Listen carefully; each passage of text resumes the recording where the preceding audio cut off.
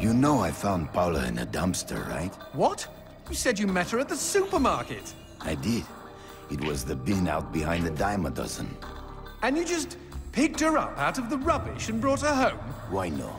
Sometimes I think I hardly know you.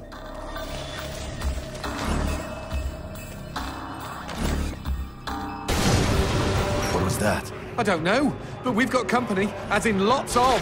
But if they pull up a chair, I would be happy to beat them with it.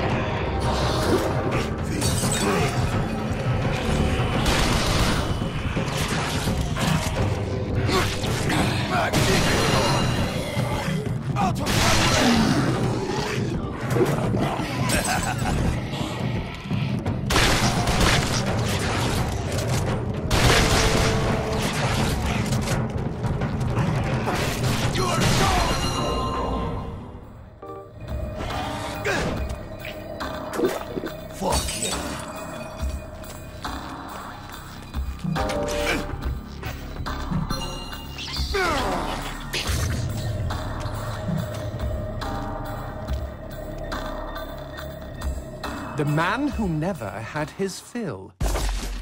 It was a cold and snowy eve. Certainly no night for a man without a home to be walking these grey and endless streets.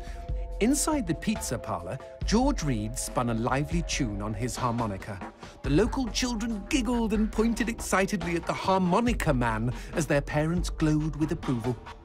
His reward would be all the pizza he could eat, 6 pies at least, and a warm bed in one of these folks' homes. He knew they were good for it. But when he tucked in for the night, George had not had his fill. As the years and calories stacked up, most men would have got older and fatter. Yet for all he consumed, George only got thinner as he washed from town to town. Tapeworm. Tonight, he plied his trade with some grannies and orderlies in a nursing home. Hoo-ah-ha! His harmonica filled the room with joy.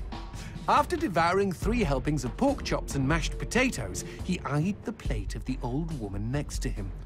Juice dribbled down his chin. "Go ahead, Georgie," she said. "You're such a good boy. You shouldn't have to starve."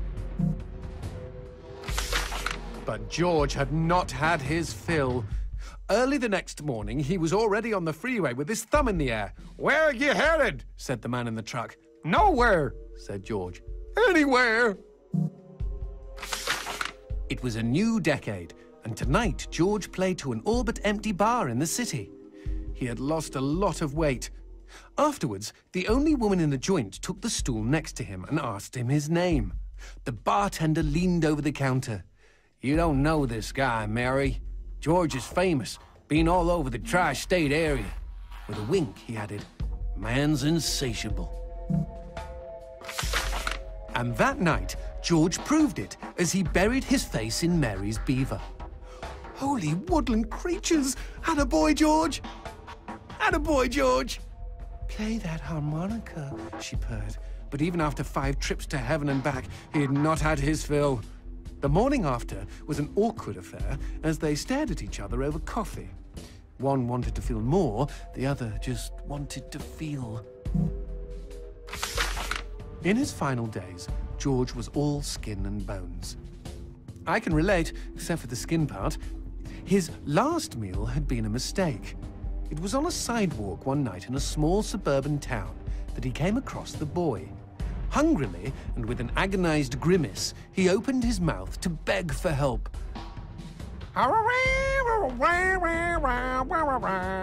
Out came a cacophony of wheezes and toots, but the boy understood. Wait, you mean Jorge ate his harmonica? Once he was alone, George Reed looked at the candy bar he held in one hand and began to cry.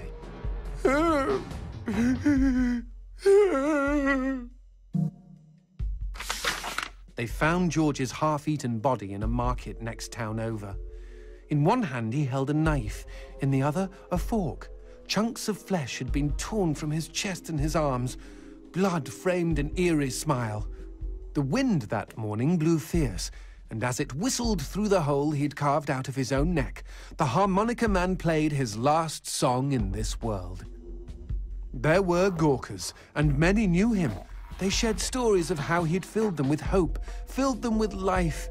They, at least, had had their fill. Especially Mary. The end.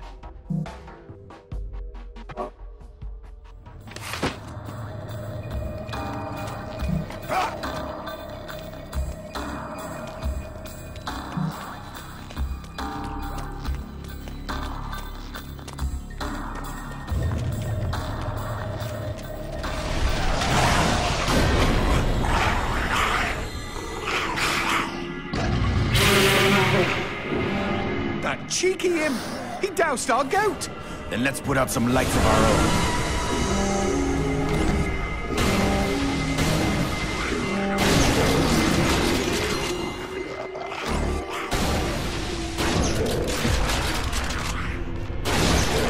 Would you kindly bust a cap in those mother fudges before they douse the lights?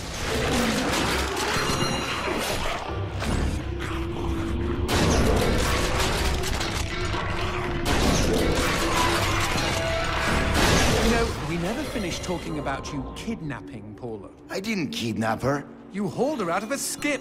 Isn't that illegal in some states? What did she say? Nothing. Not for weeks. I was afraid to even touch her, you know? Like she didn't belong to me. To anyone. But something changed. There was a phone call.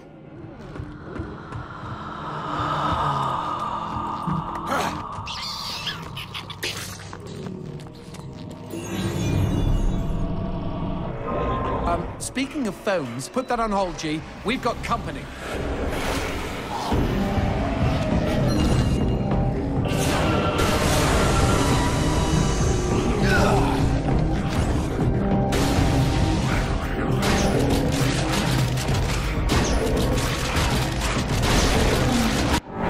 Híjole!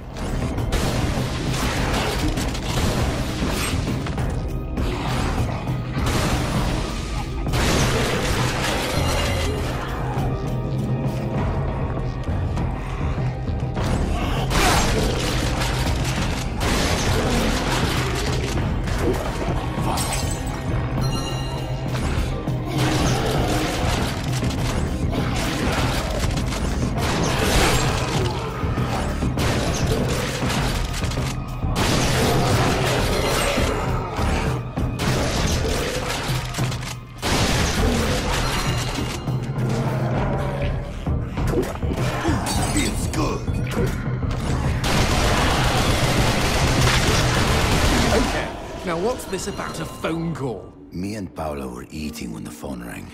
Suddenly, she slams her fork down and says, "Don't answer it!" Creepy. First thing she ever said to me.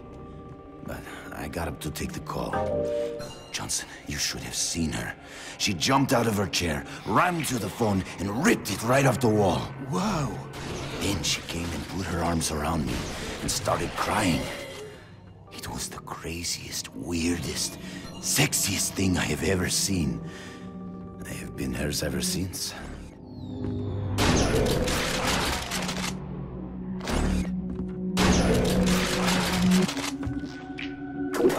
Pinche cabrón!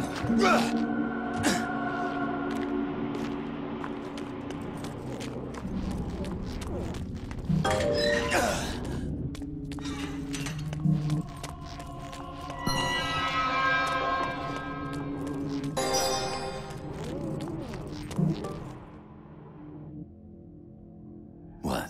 Demons don't like teeth? The gun laws here are very strict. Haven't you wondered why they don't shoot back? You and I are violating almost every rule in the book. Heck, I'm practically made of teeth.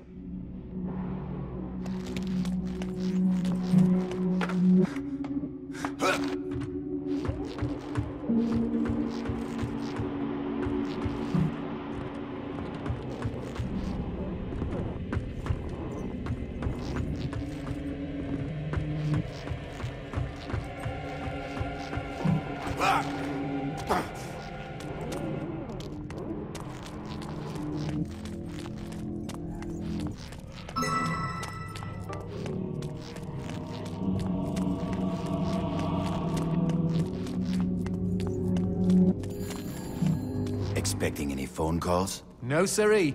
Maybe it's from Paula. Or at least someone with answers. Dios mío. Paula, is that you? When will this fucking torture end? Ah!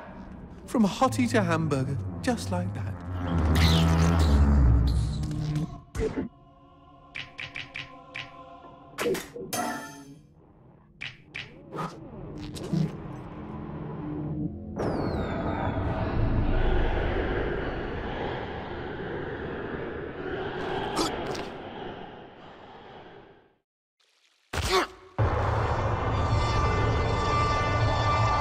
Fireworks! We could use these to chase away the darkness, at least in short bursts.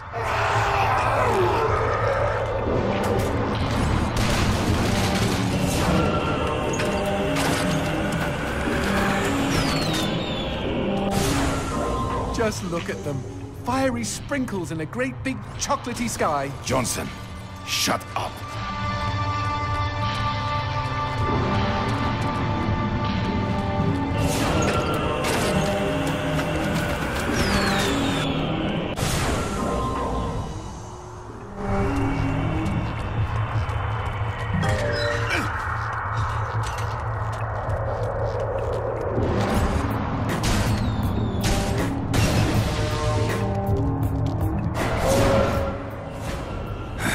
Magnifico.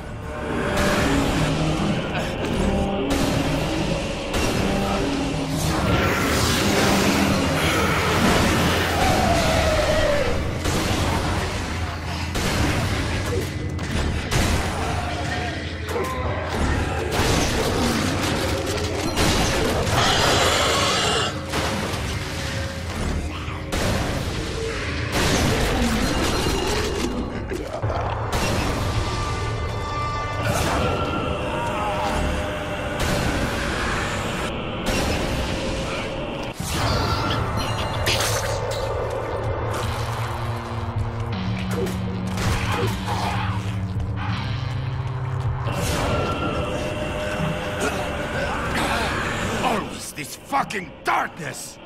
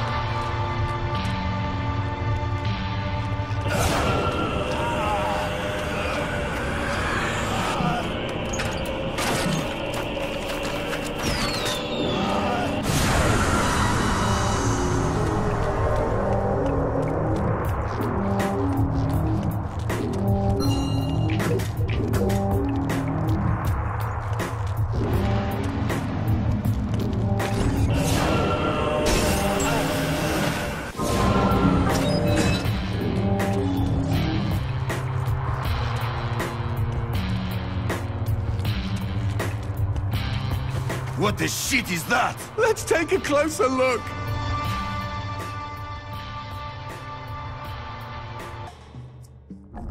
Well, howdy-ho! Name's Christopher. Now, don't y'all be afraid. I ain't gonna bite. Trust me. You see, I'm what you call a mixture of beast and human. Oh, best of both worlds, my pappy said. But what are you doing around these parts? Ain't you a mortal? Why should I tell you?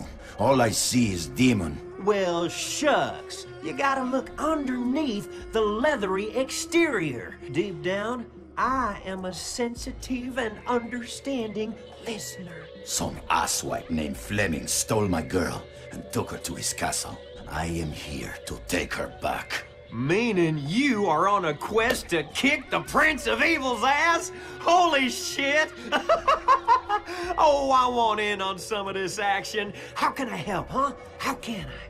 Well, I hope that you're offering more than just enthusiasm. I tell you what, I get pretty hungry, and I just love them white gems.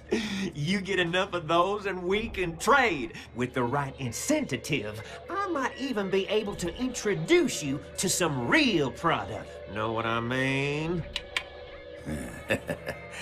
Magnifico. Okay, then chuck them sparklies right down the hatch. Go on, feed me! Ah!